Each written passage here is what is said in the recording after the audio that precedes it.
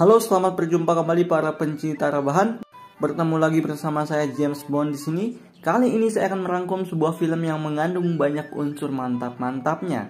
Saya ingatkan untuk anak di bawah umur jangan ditonton. Kalau mau nonton ya udah nggak apa-apa, tonton aja, tapi jangan sampai ketahuan sama ibu ya. Di film ini mengandung banyak pesan kehidupan yang dimana film ini mengisahkan seorang wanita yang mempunyai masa lalu yang kelam, yaitu hasrat seksual yang sangat tinggi kepada semua pria. Bagong gak tuh? Film ini diperankan oleh pacar kelima saya yaitu Reese Witherspoon, susah banget namanya, dan disutradarai oleh paman saya yaitu Jean Marc. Sebelum menonton, saya ingatkan ini adalah konten full spoiler. Bosan gue ingetin cuk, jangan lupa ya. Tanpa banyak bicara, kita langsung saja masuk ke alur filmnya.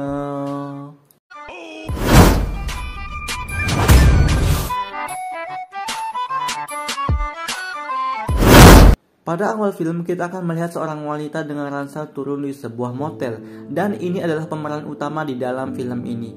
Wanita ini bernama Cheryl, yang dimana ia akan menginap sebelum melanjutkan suatu perjalanan.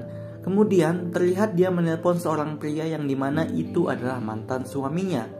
Nampaknya Cheryl masih merindukan mantan suaminya, namun karena Cheryl mempunyai kecanduan seksual ke semua pria, sehingga itu menjadi penyebab mereka bercerai. Setelah itu ia melihat seorang pria dari dalam kamarnya dan kemudian mengambil sebuah mainan yang dimana mainan tersebut biasa ia gunakan untuk mantap-mantap sebelumnya. Namun ia mengingat tujuannya, yaitu ia ingin berhenti dari kecanduan seksualnya yang sangat kelam. Selanjutnya ia langsung mengemas barang-barang yang akan ia bawa untuk perjalanan ke depan. Namun karena dia backpacker amatiran atau baru pertama kali akan melakukan perjalanan jauh, sehingga barang-barang yang tidak penting ia masukkan semua, dan terlihat ranselnya sangat besar melebihi besar tubuhnya. Terlihat untuk mengangkat ransel tersebut saja ia tidak bisa atau sangat kesulitan. Namun dengan beberapa kali percobaan akhirnya ia bisa mengangkatnya dan langsung kembali berjalan. Kemudian dia mencoba menumpang di sebuah mobil. Di dalam mobil ia bercerita akan melakukan perjalanan sejauh 1000 mil yang akan ia tempuh selama kurang lebih 3 bulan. Bajil gila gak tuh 1000 mil? Seharusnya yang deket-deket dulu gitu loh. Kok langsung maksa jauh 1000 mil gitu loh. Selanjutnya supir mobil tersebut mengatakan perjalanan tersebut sangat jauh. Jarang-jarang orang yang berjalan ke sana, apalagi perempuan seperti Cheryl. Namun Cheryl hanya tersenyum mendengar sopir tersebut. Di perjalanan ia beberapa kali mengingat masa kecilnya, yang dimana ia sangat bahagia bersama ibunya. Ketika sampai di tempat tujuan, ia langsung turun dan mulai berjalan. Terlihat dia menaiki bukit-bukit dan melewati lembah yang sangat kering di hari pertamanya. Di perjalanan ia merasa sangat kelelahan, namun ia tetap tidak berhenti berjalan. Setelah berjalan lumayan jauh, akhirnya ia memutuskan untuk beristirahat. Ia langsung mendirikan sebuah tenda. Namun, karena ini adalah perjalanan pertamanya, sehingga ia agak sedikit kesulitan. Nah, mampus, gak ada persiapan sama sekali juga. Tapi, setelah mencoba beberapa kali, akhirnya dia bisa mendirikan tenda tersebut. Ia mencoba membaca sebuah buku. Nampaknya ia mempunyai keinginan kuat untuk berhenti dari kecanduan seksualnya. Ketika malam tiba, ia memutuskan langsung beristirahat. Keesokan harinya ia mencoba membuat makanan dengan kompor portable-nya. Namun sialnya, ia tidak membawa gas khusus untuk memasak makanannya, sehingga makanan tersebut hanya dicampur dengan air dingin. Beberapa hari dia memakan makanan dingin, sehingga ia merasa sangat jenuh. Hari kelima, ia sudah berjalan sejauh 30 mil. Ia beberapa kali mengumpat karena kelelahan, dan pada hari ke-8, makanan yang ia bawa sudah habis. Ia memutuskan untuk berbelok ke arah lain karena tidak mungkin melanjutkan perjalanan tanpa makanan. Ketika berjalan, ia menemukan seorang bapak-bapak yang sedang mengendarai traktor dan langsung meminta diberikan tumpangan. Ketika lagi nunggu bapak-bapak tersebut selesai untuk bekerja, ia menemukan sebuah pistol di mobil bapak-bapak itu dan berpikir sedikit negatif. Namun, karena ia sangat lapar, sehingga bapak-bapak tersebut menawarkan untuk makan di rumahnya. Ketika Cheryl sampai di rumah bapak-bapak itu, ia langsung disuruh untuk makan. Dan terlihat ia sangat lahap dan kemudian ia langsung mandi membersihkan dirinya. Ketika lagi mandi, ia mengingat sebuah tato yang ada di lengannya, yang dimana ia membuat tato tersebut bersama mantan suaminya dulu. Dan pada waktu membuat tato adalah hari perceraian mereka, yang dimana Cheryl menyelingkuhi suaminya dan mantap-mantap dengan pria lain. Aduh, goblok. Gimana jadi suaminya itu sakit hati. Lanjut. Keesokan paginya bapak-bapak tersebut mengantarkan Cheryl membeli bahan makanan. Setelah itu Cheryl diantarkan untuk melanjutkan perjalanannya kembali. Sekarang ia bisa menyalakan kompor portablenya dan bisa merasakan bubur panas. Ia terlihat sangat bahagia karena bisa merasakan bubur yang hangat kembali. Hari ke-10, ia terus masih berjalan dan beberapa kali menemukan ular di perjalanan. Di keheningan malam ia beberapa kali mengingat masa mudanya dulu. Ketika tidur, ia beberapa kali terbangun karena mengingat masa lalunya yang suka bermain seks bersama pria lain. Aduh, goblok. Hari ke-18 berjalan, ia melihat seorang laki-laki telanjang mandi di sungai. Dan Cheryl malah tersenyum karena mungkin dia pengen juga ya. Ya bercandu juga ya, pengen lah. Ternyata pria tersebut juga sedang melakukan perjalanan jauh. Mereka berdua mengobrol tentang perjalanan yang mereka lewati, yang dimana Cheryl mengatakan hanya kuat berjalan 10-11 mil per hari, sedangkan pria tersebut sanggup berjalan 20-22 mil per hari. Beberapa kali ia flashback yang dimana ketika ia hamil, ia tidak mengetahui ayah dari janin yang ia kandung.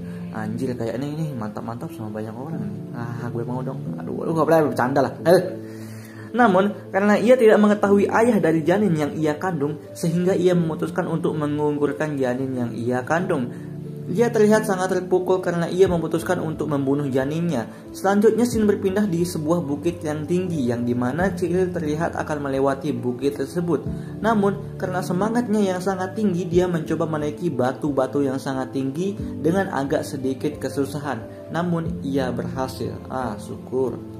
Hari ke-14 di mana ia terlihat mulai memasuki hutan, dan hebatnya dia sudah sampai di pos peristirahatan. Di sana ia bertemu kembali dengan pria yang ia temui di sungai sebelumnya.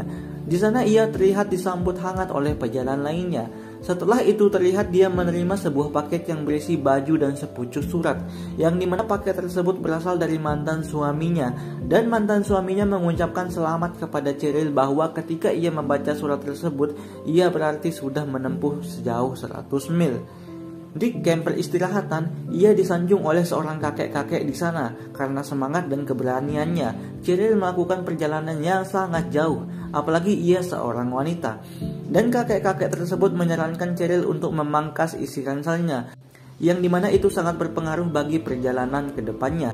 Kakek tersebut memilihkan beberapa barang penting yang harus dibawa, dan yang tidak penting harus ditinggalkan. Terlihat Cheryl membawa 2 bungkus kondom. Gila anjir.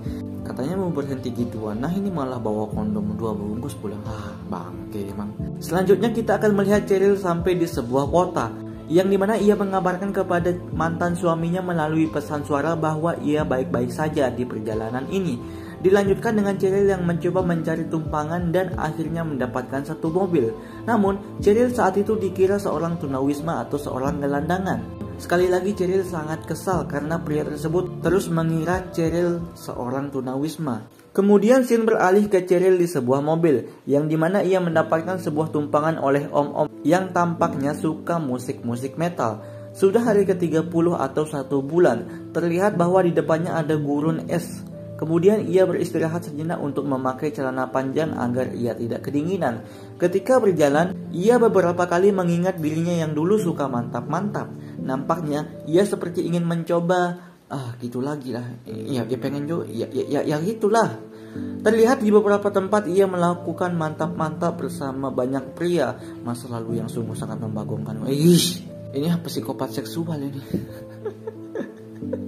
Oke, lanjut. Ia terus berjalan dihantui dengan ingatan-ingatan tentang seksualnya, melewati sungai dengan susah payah, namun ia berhasil.